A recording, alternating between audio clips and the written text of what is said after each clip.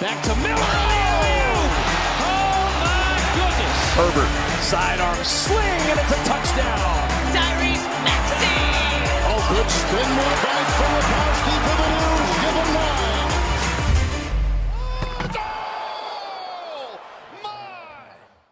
Hello, everybody, and welcome back to the Beef Upfront podcast here on Pig Swap Media. Your host, Ryan Coyle, as always, joined by Joey Jett for our weekly college football show where we'll be breaking down the best 5 games on the slate, as well as the best group of 5 game, and then give you our dog of the day, which is our outright money line underdog winner, and then our lock of the week, our favorite bet on the entire slate.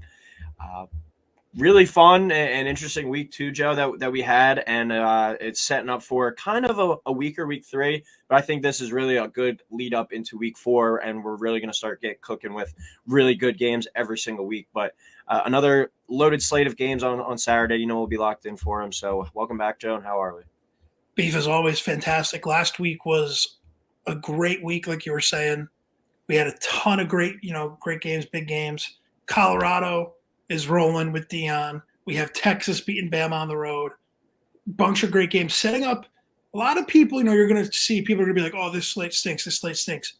A lot of these games are very important and are kind of being swept under the rug. Like game day's going to Colorado so they can talk to Dion, but Colorado's playing Colorado State. They should win that game by 1,000 points.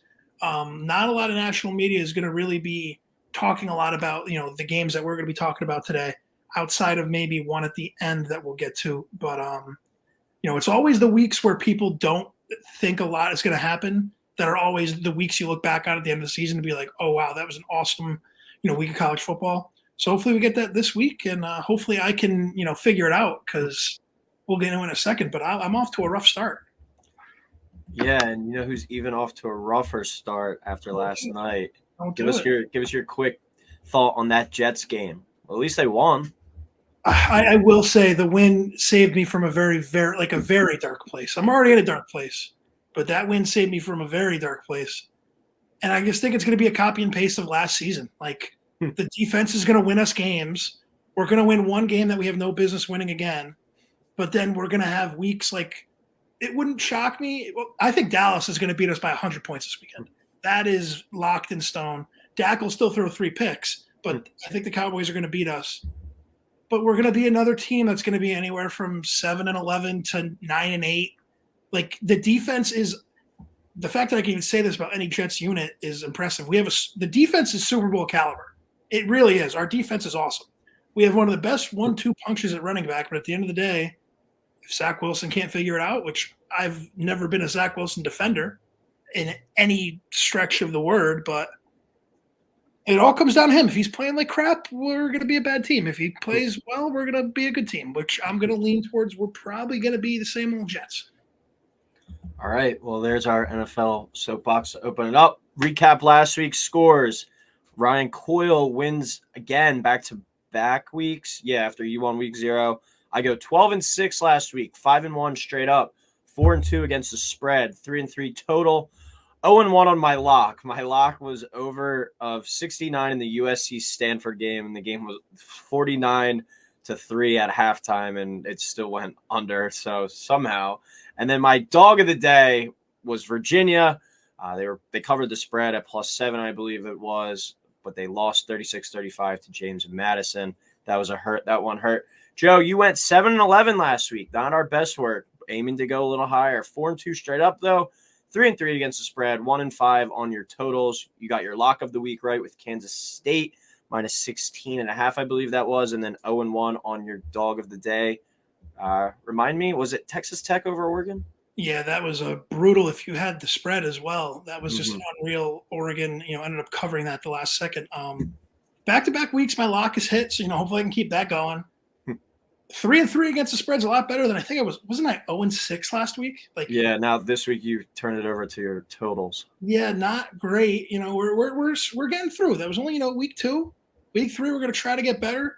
As long as I can keep my I'll go winless, but as long as my locks keep hitting, because in real life that's what I bet the most on, and barely, but I am up money a little bit, so I'll take that. Hopefully I can turn this around and get back in the race with you here, though. All right, we go to Saturday. We'll break down our 6 games of the week. We start with number 15, Kansas State, your lock last week at 2-0. We'll travel to Missouri, who's 2-0 as well. 12 o'clock kick on the SEC network. Kansas State is a 5.5-point favorite. Over under is 46. What's your thoughts on this game, Joe? Well, I'm going to go Kansas State here, 24-17. So I'll take them minus the 5.5. I'm going to take the under, though. I'm going to take the under in this game. Two teams that like to play defense. I just think it's going to be kind of one of those smash mouth games.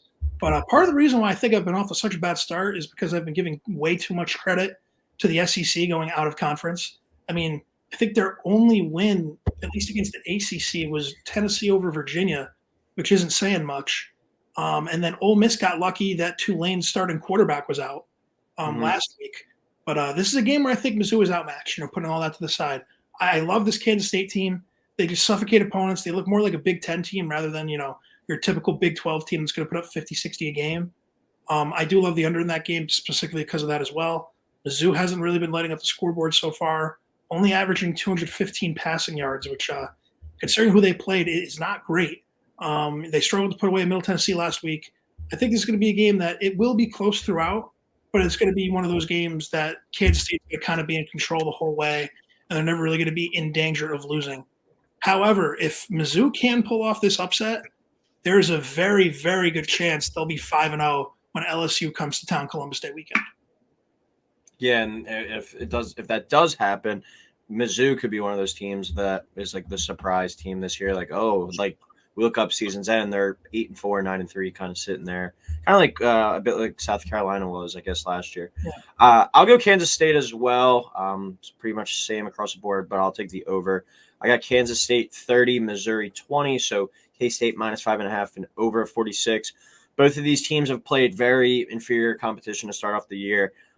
Both at 2-0. Kansas State, Joe, is only allowed, though. I don't care who you're playing. They've only allowed 13 points in the first 2 games, and they're only allowing 38 rushing yards per game. So this is a legit defense. We'll see what they do against an SEC team this week, but this is a legit defense, and I'm very bullish on this Kansas State team going forward, Joe, because in this Big 12, I think they're the second best team. You can make an argument, I think, for Oklahoma, but Texas is clearly, after last week, the top team. But as we know with Texas, they've always been talented, but can they avoid those letdown spots? That's going to be the main question with them going forward. They played up to their competition last week, but we have seen them in the past play down to their competition. Can Texas kind of reverse that and just coast through this season? Because if so, they'll be favored the whole way and go 12-0. But Kansas State is the biggest test, I think, in Texas's path. Their defense is going to be good all year. They're built really well in the trenches and are just one of the more physical teams in the country. But they can also go out there and light up the scoreboard as well. They're averaging a little under 500 yards per game at 492.5 on offense and 43.5 points per game. And a potential down year in the SEC, where the SEC might not have 2 teams getting in this year. Watch out for Kansas State, potential dark horse playoff team. If they beat Texas in that regular season game and then lose to them in the Big 12 title, I think there's a good chance that they get in. Or if the opposite way around, they lose this regular season game, they win the Big 12 title, go 11-1 or 12-1, whatever that would be. There's a good chance that they'll be right there in the conversation for the playoff as well. So it's a big test, even with it being Mizzou. It's an SEC road game. That's never a cupcake, but I think the Wildcats are just better across the board at every spot. So I'll take them to win and the cover and the over to hit as well. All right, another SEC game now, conference game though, with number 14 LSU at 1-1 at Mississippi State, who's 2-0. 12 o'clock kick on ESPN. LSU minus 10, over under is 53. So I'm going to take LSU here 35-28, another 1 touchdown game, in my opinion. I'm going to take Mississippi State to cover the 10. I'm going to take the over in this game of 53. The entire season's still there for the taking for LSU. I know they got their doors blown off in the second half against Florida State, but I mean, they're still playing the SEC. If they, it's going to be a tall task, but if they win out, they'll be just fine. Even, if there's chaos, LSU came close to being the first ever 2-loss team to make the playoff last year, going into the SEC title game. I know Georgia ended up beating them and it was no big deal, but LSU was right there, late in the season. Or I'm sorry, no, they lost to A&M the last week, but they had 2 losses at one point and they were like 5 or 6. They were right there in the playoff mix. But the SEC, even though Coyle, I do tend to agree with you, it might be a little bit of a down year in the SEC. You still win the SEC, you're going to be just fine. Even with 2 losses, I think you have a conversation. I think LSU is the much better team here, even though 10 points might be a bit too much to cover, especially on the road. LSU did get their frustrations out last week with Grambling State coming to town. They absolutely destroyed them. But those Cowbells are going to be going nuts in Starkville. Will Rodgers, has the ability to keep this game close, with his arm. If he can get some help with his defense too, which has been really solid through 2 games, they've only been allowing 87 yards per game rushing, which is pretty good. Also, somehow, I don't know how the scheduling gods helped out Mississippi State. They have LSU, Bama, and Ole Miss all coming to Starkville this year. Their 3 biggest games in the division, they get at home. You can't ask for anything, else better than that. They have 8 home games in total, which is crazy this year because normally you don't see Mississippi State getting that many home games. It's crazy how their schedule broke their way, and I just said this a minute ago about Mizzou. But if they could somehow pull off this upset, there's a real chance that a miracle season could be unfolding in Starkville, especially with Bama coming to town in a couple of weeks. You win this game, all of a sudden that game has a lot more meaning at the end of September. I agree, Joe. They're setting themselves up to by kind of dodging that bull with Arizona last week, coming into this one at 2-0. They're setting themselves up to potentially make a run at something, but I think it really all starts with this game here in the SEC. I do think LSU goes and wins, but wins it outright. But I do have Mississippi State covering. I'm going to go LSU 27, Mississippi State 24. So Mississippi State plus 10 and under 53 is my play. Shame this isn't like a night game, though. You're kind of talking about the scheduling gods doing them a favor. They should have put this game at night. I feel like it would certainly heighten their advantage here with the crowd, but I still expect the fans to show out for this one. Would be a huge win in the for the program, their first year under Arnett, and end any chance LSU has at making the playoffs. Mississippi State needed overtime to escape Arizona last week, and as you were talking about, Joe, LSU absolutely pounded Grambling. I think this is going to tell us, though, this week is going to be I'm looking to see kind of, as we talked about, the games aren't that great themselves, but I'm looking more so at individual teams and seeing where they're at through 3 weeks. I think this week will tell us a lot of whether Florida State is that good or this LSU team, maybe they just don't have it, because it is looking like, especially after that Texas-Bama game, that this could be a down year in the SEC, and the SEC better hope Georgia runs the table or somebody might get left out. Arnett is a defensive coach, so he's sure to throw some stuff at Daniels to slow him down, especially in that inside zone running game that they have. I think Mississippi State's going to give him some fits, maybe like even takes the lead into the half, but talent-wise, though, LSU is still very superior to Mississippi State. And say what you want about Brian Kelly, but I'm still going to take him over a first-year head coach in Arnett. So give me LSU with the win. Daniels makes some plays down the stretch, but Mississippi State covers at 10, and we get the under 53 hit in here. Third game of the week, a little bit of an interesting non-con game. Minnesota at 2-0 at number 20, North Carolina also 2-0. 3:30 on ESPN. UNC is a 7-point favorite, and the over/under sits at 49. So I'm going to UNC here pretty comfortably, 38-14. I'm going to take them to cover the 7. I'm going to take the over of 49 as well. UNC had a weird game with App State last week. I feel like App State always finds themselves in weird games against Power 5 teams. Last year against North Carolina, that was like the 68-66 game or something stupid like that. They need a double overtime, which, coming off that big win against South Carolina, the season opener, it doesn't really shock me that they kind of had a hangover. They were bound for it. But picking this one's pretty simple for me. Drake May is a much better quarterback than whatever Minnesota's trotting out there. And Minnesota, in terms of the QBs they've played so far, they've only played Jeff Sims, who stinks, from Nebraska, and Austin Smith from Eastern Michigan, who the week prior only threw for 175 yards against FCS Howard. I just don't think the Gophers have the firepower to keep up with UNC here. I think the Tar Heels are going to win this game pretty easily. If we didn't have this game on our slate, UNC -7 would be my lock of the week. I think UNC can get close to the number for the over by themselves. Just need Minnesota to get 1 or 2 scores. I don't know if I'd bet the over in real life, but I'll take it obviously for the sake of the show. Just feel like UNC is going to win this game pretty comfortably. I think it's going to be a little bit closer, but I do have UNC winning and covering in the under hitting as well. I'm going to go North Carolina 28, Minnesota 20. Two squads that are kind of just built in polar opposite forms. UNC, as we know, with Drake May, wants to spread it out, get up and down the field. They're like the Alabama of basketball. They just kind of want to outscore you and play like a track meet or Gonzaga, whatever you want to say. Led by Drake May, you want to give that guy the most opportunities to throw the ball and give your team points. And then Minnesota is looking to beat you up in the trenches. So it's going to be fascinating to track kind of the style of play that comes out of this one. If UNC is able to make it a score-for-score type game, they have the clear edge, Joe, and I'm with you that they might be able to just kind of blow them out of the water.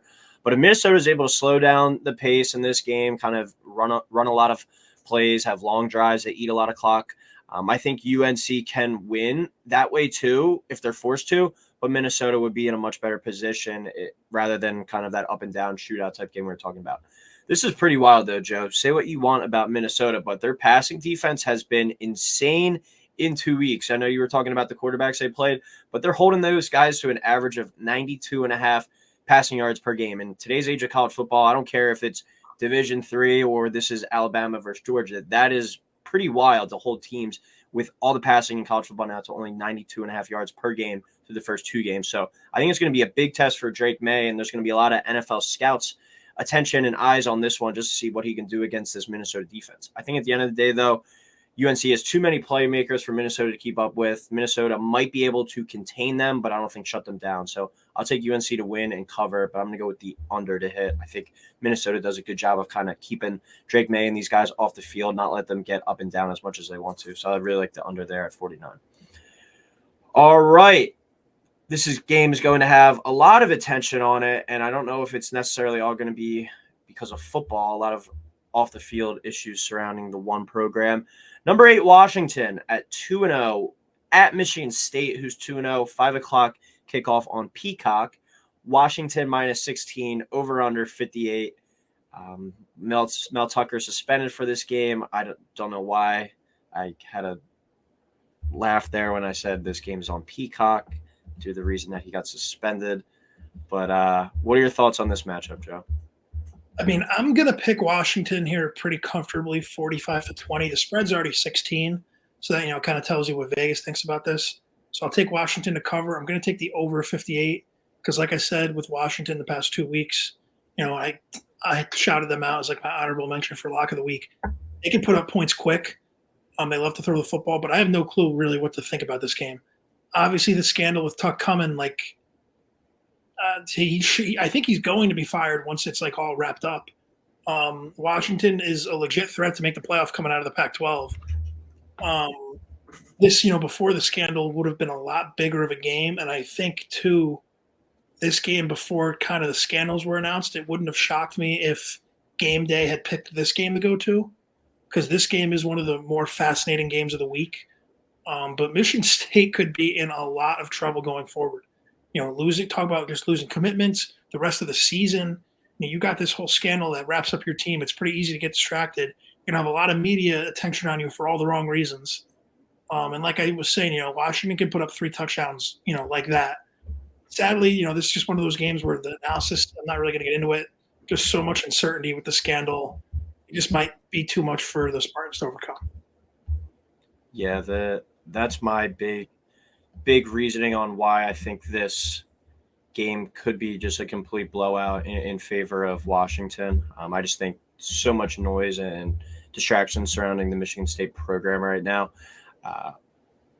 With it being at home too, I think especially, Joe, it's even more of a distraction just because I assume there's going to be protests outside the stadium. There's going to be protests in the stadium during the game. It's going to be a huge mess. And on top of it, we won't go into everything that's going on with it, but it's at Michigan State too, which had the former athletic trainer with the gymnast that got into all the sexual assault trouble as well. So it's just like a bad look for the university as a whole.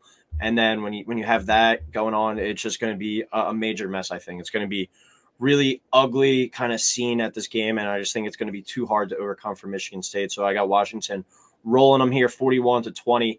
Washington minus 16 over 58. I just think it's going to be too difficult to be fully prepared for this one. And against a team like Washington, that's not the team. This is when you wanted Central Michigan come into your stadium in this game, not Washington. I would be surprised if they can even keep this one within 3 touchdowns. Michael Penix, number 2 or 3 in the Heisman race right now. He's got a great wide receiver duo. They give you so much to prepare for each and every week, and I think Michigan State won't have the ability to do that. Short-staffed at the coaching spot right now. I just think this one spells blowout in East Lansing. Really, really like Washington. Minus the 16 in this one, Joe. All right, 4th game of the week, our 5th game of the week. This is our group of 5 game. We have the Dukes of James Madison at 2-0 at Troy. The Trojans, I believe, 1-1. 7 o'clock kickoff on the NFL Network. That's a good one. Troy -2. Over under is 49.5. Love that, though, getting this game on TV, even though don't know why the NFL Network is showing this game. But I'm going to take Troy here. I'm going to go Troy pulling off, even though they're favored. Like, I consider this an upset in my opinion, but 31-28. So I'll take the -2. I'm going to take the over of 49.5. Troy's coming off of a spanking at Kansas State. No way around it. I think James Madison's going to have a little bit of an emotional hangover after beating the Cavs.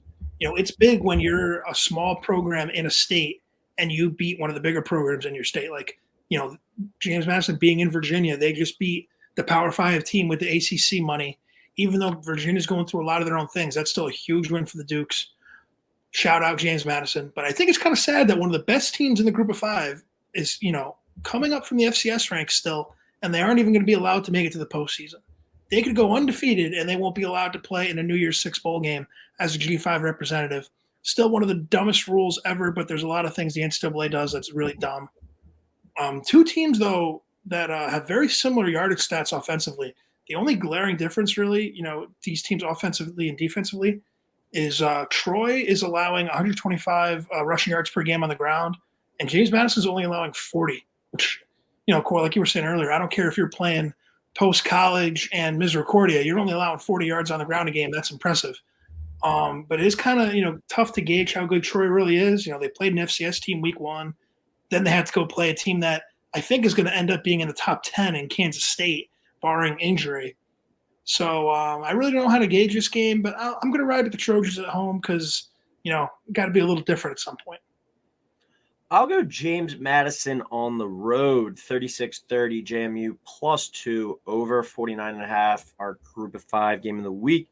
James Madison came back to beat UVA, just screw my dog of the day last week, pushed themselves 2-0, and then as you were saying, Joe, Troy getting beat up by Kansas State. But these 2 teams do figure to be major contenders in the Sun Belt this year. I know everyone's got a close eye each and every week on that conference. Crazy, though, like you were saying, Joe, how James Madison is already this good. I was watching this game, though, last week, having money on Virginia. The quarterback for JMU, Jordan McLeod, he can play. Was tuned in for some of that game, and he's got some game to him. So keep an eye out for him.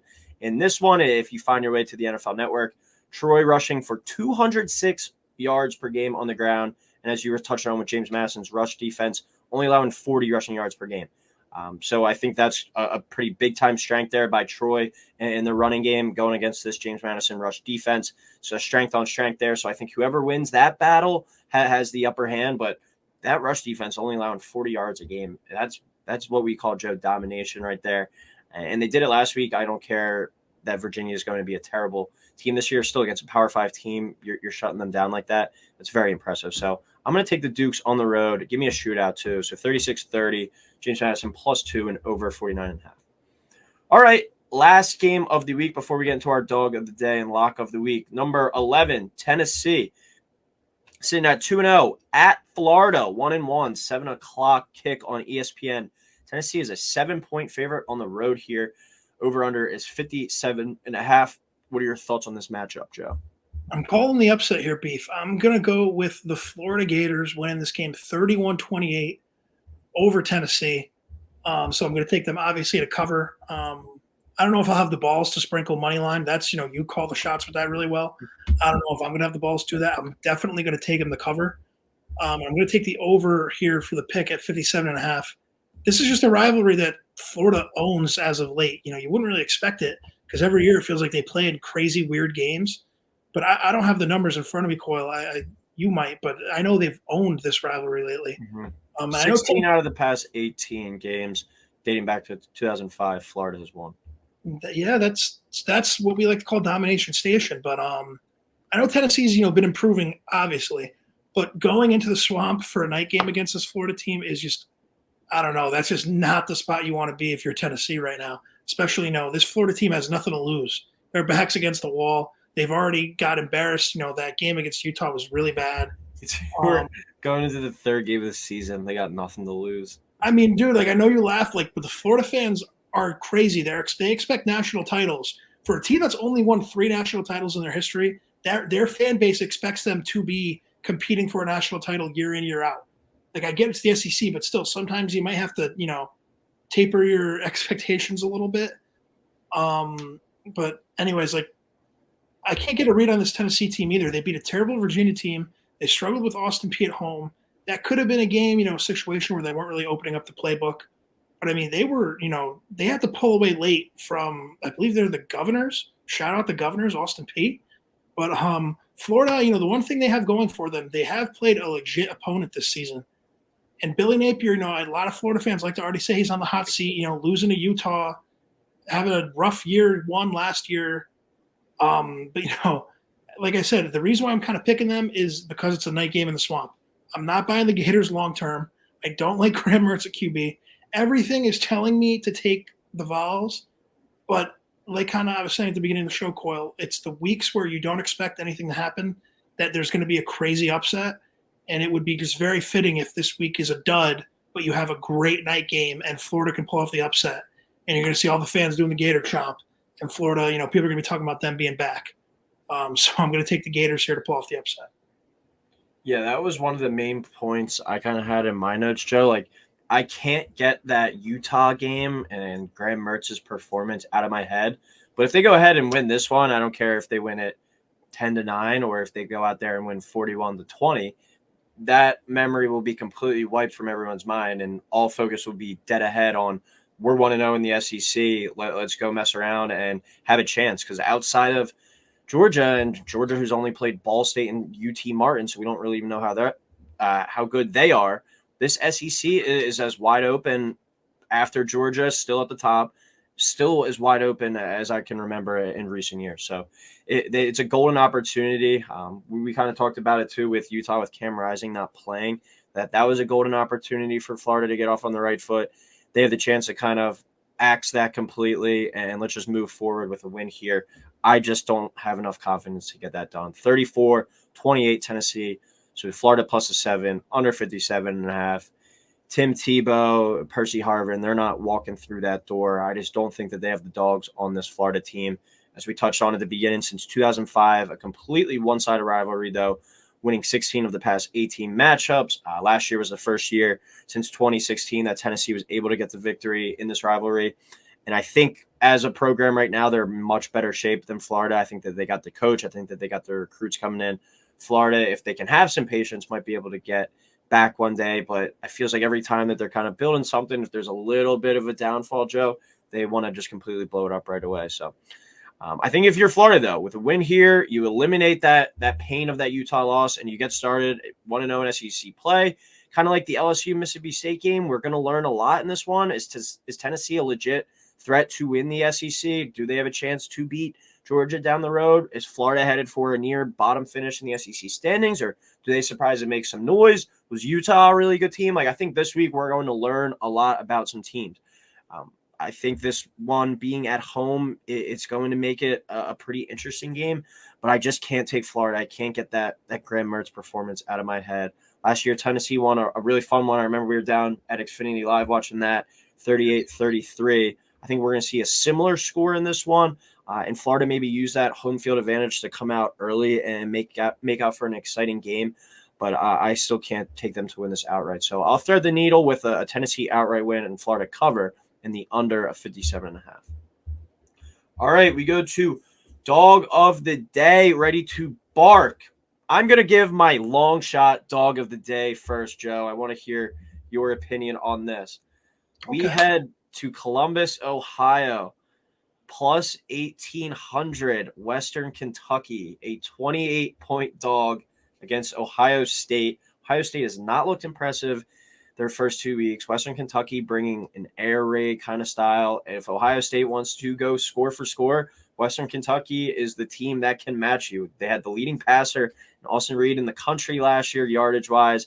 They're able to go sling the rock. I believe through 2 games, he's already at almost 700 passing yards and 6 passing touchdowns. I'm not going to take them the plus 1,800 on the money line most likely, but I will be taking them plus 28. It's one of my favorite plays of the week, so I'm going to give that out. If you want to sprinkle plus 1,800 on Western Kentucky, I won't say you're crazy. That would be my nightmare with Ohio State coming to Notre Dame the following week. Coming off a loss like that, we talk about, backs against the wall and stuff. That would be you lose to Western Kentucky at home. You want to talk about they could even win out, and who knows, because that will be a glaring loss. But Coyle, if that were to happen, all of a sudden Western Kentucky is the favorite out of the G5s to make it to a New Year's Six Bowl, having a win like that, being in the Conference USA, which is a very hilarious conference if you look at who's in that right now. I definitely will just have to blindly ride with you and take the plus 28 you said. Mm-hmm. I'm going to have to ride that. I don't know if I'll have the balls to sprinkle money line, but who knows, maybe, drinking on Saturday, get a couple beers in me, then I'm like, hey, this doesn't look that bad. So we'll see. My official dog of the day, though, I'm going to go with Purdue at home. They are +2 playing Syracuse, plus 125 on the money line. 2 teams that I think are going to finish likely in the middle of the pack in their conference, with Purdue in the Big Ten, Syracuse in the ACC. I don't really see much differences, not really a glaring strength from one team opposed to the other. Syracuse so far has played Western Michigan and Colgate. Purdue played Fresno State and Virginia Tech. I know Purdue's only 1-1, but you give me 2 pretty equal teams and a home dog. I kind of like that spot. So give me Purdue here, +2, and then obviously plus 125 on the money line is my play. Coyle, that's a pretty good dog there. I definitely Purdue, the +2 definitely looks really good. I'm going to take Charlotte at home. They are playing Georgia State. I have it right here on my phone because the money line just moved. But they are +7.5 on the spread. They're +240 on the money line. Georgia State is a team that through 2 weeks they needed to come back and beat FCS Rhode Island, and then they beat up on crappy UConn. UConn looks back to their old ways, by the way, through 2 weeks. That was really ugly last week. And I, kind of had it on my phone for a little bit, looking to see how they were doing. But that was really bad. Meanwhile, Charlotte, being at home, they have a really small stadium. Only seats like 15,000, 16,000 people. They sold it out against FCS South Carolina State. There's no reason why they can't do that again for Georgia State. They were also up 14-0 on Maryland last week, up 14 at the half. Maryland didn't take the lead till midway through the third. They ended up pulling away late. So, when you look at the scoreboard, it doesn't look as close as the game kind of was. But Charlotte was in there fighting. I love their head coach, Biff Poggi. He's a big, fat, old dude who wears cutoffs all the time. And he was getting into it at the media days because the media said they were going to suck. So shout out the 49ers. Definitely taking the +7.5. The money line looks good too, though. I honestly think this is the game Charlotte can go in there and win. So, let's get on the board with the dog of the day. I believe I'm 0-3 so far. I've been close. I have been very close. We had Texas Tech last week kind of collapse at the end. The week before, Toledo lost on a game-winning field goal against Illinois. Hopefully we can get Charlotte this week and kind of get going here. All right. And then our lock of the week now, like I said last week, I was texting you. It was 49-3 at halftime. I needed 18 points the rest of the way, and I couldn't get it. I just knew that game at half. I was like, USC's not trying anything. But this week, I'm going to go with Alabama in a bounce-back spot here, -32 at South Florida. That's kind of funny. This is like a big recruiting game, I think, just trying to get exposure to some South Florida kids down there. But coming off that home loss to Texas, it has not been a fun week this week in Tuscaloosa. I expect full attention to detail, every single thing. They know that they can't have any more slip-ups, so they have to run the table. And then maybe win the SEC championship game just to have a shot to get in. If not, if they lose any more regular season games, they're done. Maybe win the SEC title game and you find your way in.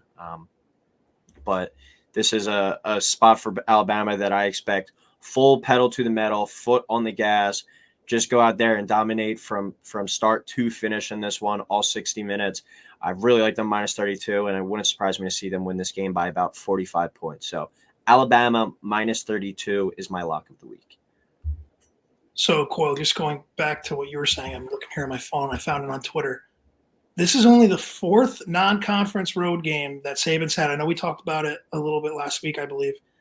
The 3 ones they had prior were at Texas last year, at Penn State in 2011, and 2010 they were at Duke. Don't know why they were at Duke.